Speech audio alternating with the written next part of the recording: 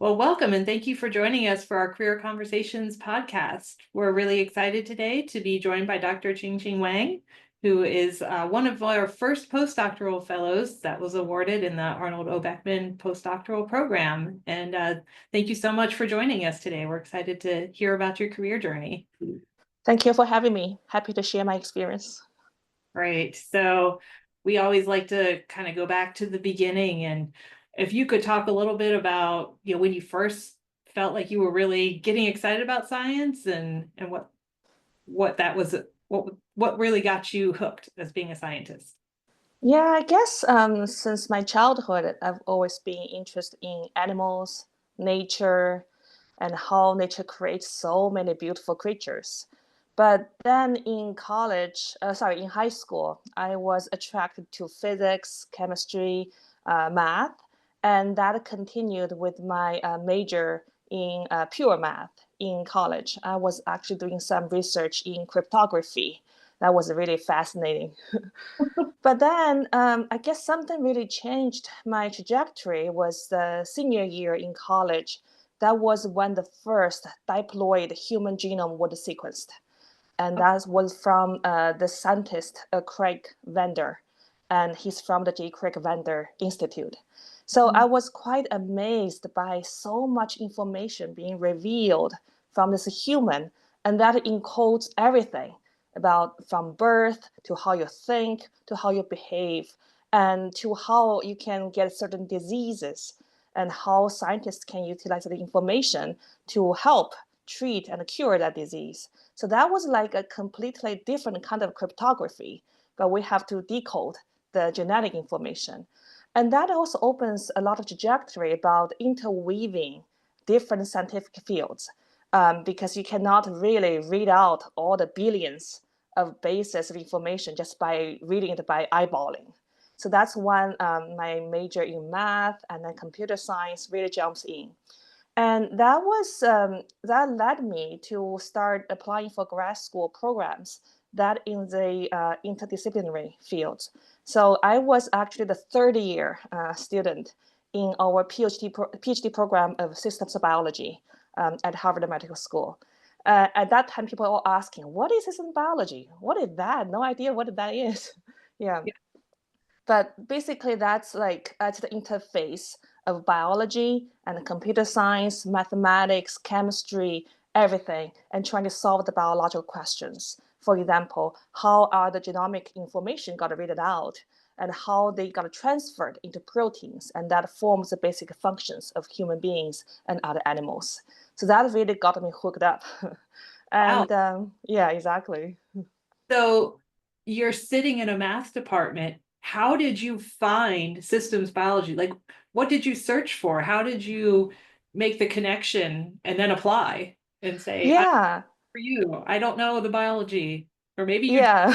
did like the biology and had that too, but yeah. Yeah, I guess that was also because of my very early like passion for nature and the animal kingdom. I never really just tossed that or lost that.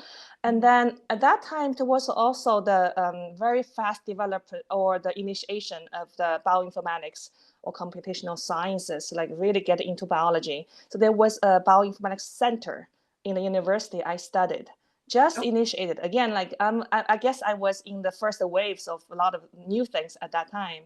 So then that I heard about this like human genome sequences, how those information were encoded, how can we decode them, and I did my thesis in the bioinformatics center at my university, and then that's the trajectory towards system biology and other PhD programs internationally. Yeah, right place, right time. yeah, yeah, exactly. Yeah. You did that as a graduate student. So when you were thinking about postdoc, what sort of captured your imagination for making that transition? Yeah, so actually something also happened in my PhD studies. So as I mentioned, I was a math major. Mhm. I was totally in the theoretical land. But I guess 2 years into my PhD studies, I was at the Broad Institute studying computational biology, and that's almost at the very frontier for human genetics research. But then quickly I realized, like, if I could not speak the biology language, If I could not understand how experiments were performed or designed, how can I interpret them right? How can I analyze them right? So I took a sharp turn in my third year by transferring to another lab in Harvard Medical School. That's Pam Silver's lab. And I start to learn how to do experiments from scratch. So I started to do cloning and molecular biology. That's the first project for almost every biology student. But I started to do that in third grade in grad school. And I quickly started to do tissue culture, and then eventually went into the mouse work. I was working on the embryonic primary neurons in the unborn mice. And then at that time, I suddenly realized I can talk. I'm at the interface of talking to both wet bench scientists and then dry lab computational scientists without any problem because I spoke the language. So at that time, I start to utilize both wet and dry techniques and skills to biological research and analyze data as generated by me.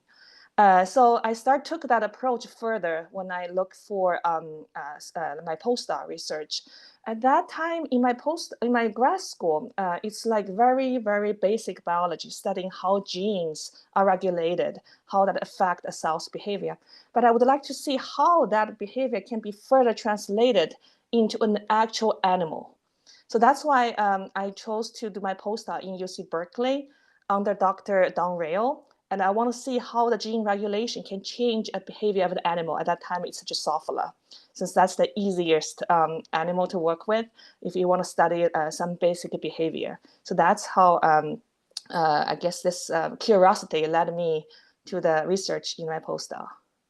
So I actually want to go back because I didn't know that about your graduate school career, that you really made as you said, a sharp turn. Was that like, how did you get the mentors you needed? How confident were you when you made that decision? Yeah, it was a really hard decision, I guess, at that time in my second year grad school. But like all my mentors, when I rotated with, helped a lot. So when you enter the grad school, you can choose 3 to 4 different labs to take your rotations, and that helped me get to know my PhD advisors later, PhD advisor Pam Silver. And I also rotated with Aviv Raghav at Broad, who really supervised my computational science analysis, etc. And then during that switch, like my mentors are super supportive. When I expressed my passion, I would really like to know how to do biology. Aviv was like, "Yes, go ahead with the dream, just to get what you wanted to do." And Dr. Pam Silver was very happy to have me and dispatched the best students in her lab to teach me, since they have to teach me from very scratch. So those all really helped, the very nurturing environment, Yeah. tutors, and then mentors, super supportive. I think that all helped with my final, I guess, merging into this, getting my hands wet, trajectory. Yeah. Yeah, that's amazing. Probably one of the few mathematicians who jumped all the way into a bio lab. So that's really cool. Yeah, I call it the moist way of doing science, since it's half dry, half wet. And I'm calling myself and my team now at my job as an amphibian like team. Yeah. Yeah, and I'd love to kind of get to that point of your career too, because I know a lot of people are making the decision, academia, industry. Yeah. Your postdoc, were you sort of in the middle, or did you have an idea? Because you are now in industry, is that where you were trending, or when did you? Yeah, I had to admit, I did not know that I was going into industry until 3 months before I finished my postdoc and departed. Before that, I was totally 100% focused on getting an academic job. And I went through the whole process of job hunting. I got offers, and I went through all these interviews, which was quite, I would say, quite challenging and quite difficult at that time. It's a But process. yeah, but like I did get offers, and I could have just taken down the academic route. But I guess at that time, a certain speech or presentation coming from a visiting professor really changed it. So his name is Adrian Craner. He can be the catalyst for me, again, taking another sharp turn in my life. So he developed, so he was in my field in the gene regulation, checking how the genetic information is flowed into RNA and into protein. And his lab developed almost for 10 years to get this drug called Spinraza.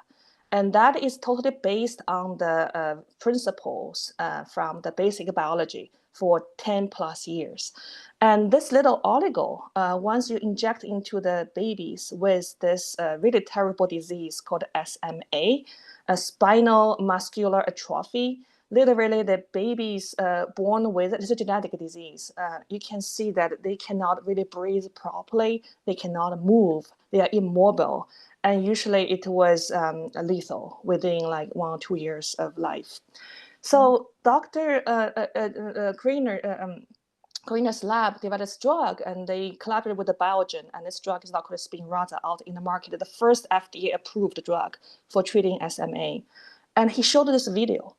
This patient received, a tiny little baby, received this drug.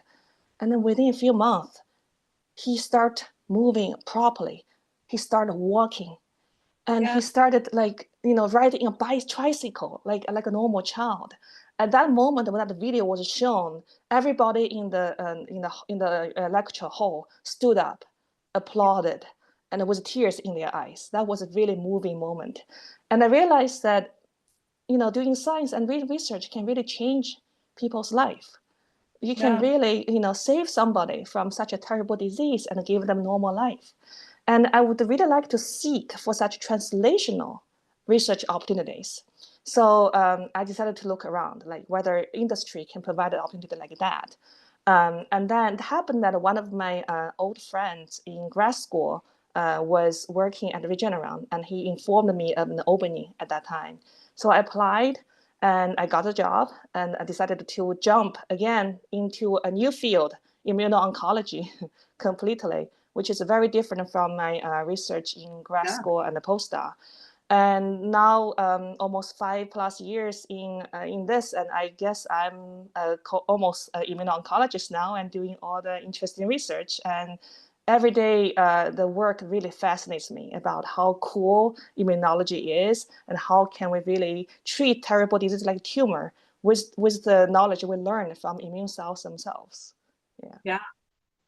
So how would you describe the difference between sort of the academic research and what you do now in industry research? Do you find that they're fairly similar or stark differences between? Yeah, I guess there are two major differences. One is like for academia, right?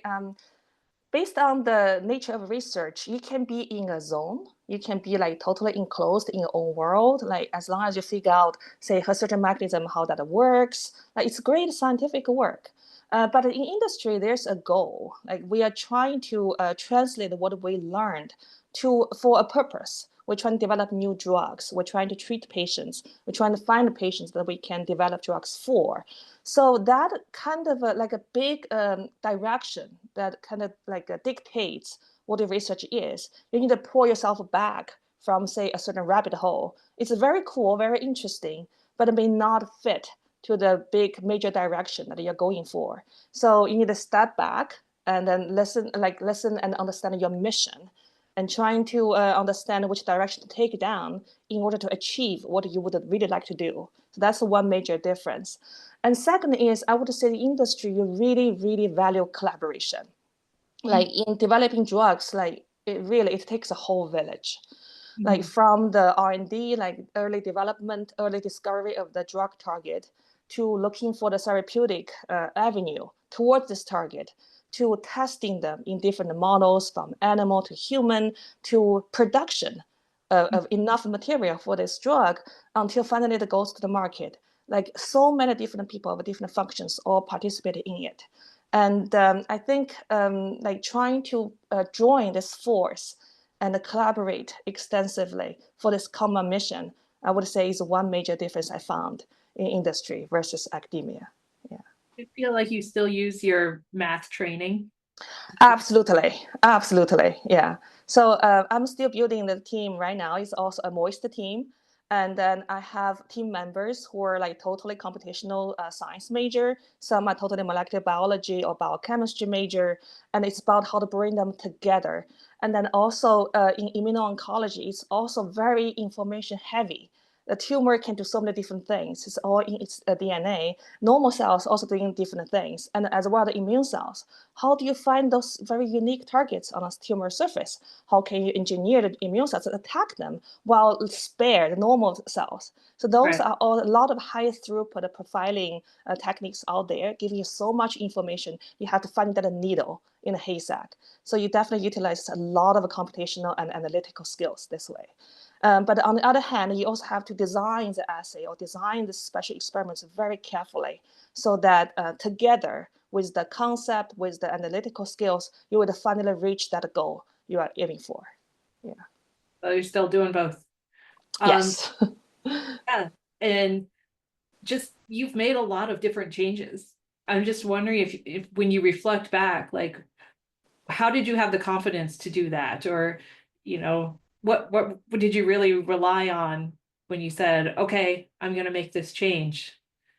Is there any advice Yeah. that you would give someone who's, I'm not quite sure which way to go? How did you really kind of dig in and Yeah, so I think two major factors. One is like a mentor or like a beacon that can enlighten you and for you to understand it's possible, it's feasible, it's doable.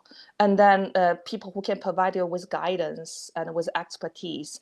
And second, I would say is a very supportive environment with a lot of, say, colleagues or collaborators or other scientists who can work with you and help you shape the way and help you moving forward. I would say those two are both very important because if taking a risky route and without any hope, like it can go to failure. But if you know someone's there to guide you, someone prove like this is possible, and then it give you confidence to actually tread on this route.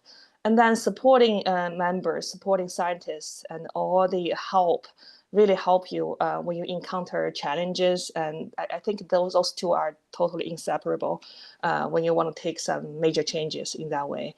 And of course, support from families because sometimes major changes can mean short termination of the income and then like less effort you can spend with the family members. So those I think all play important roles here. Yeah. yeah. Thank you so much for taking us on your journey. It's been fascinating. I really appreciate it. Is there anything, last comments or last bits of wisdom you'd like to leave? I would say sometimes listen to your heart. There's sometimes this instinct or natural curiosity that will lead you somewhere, and you'll find ways to make that happen.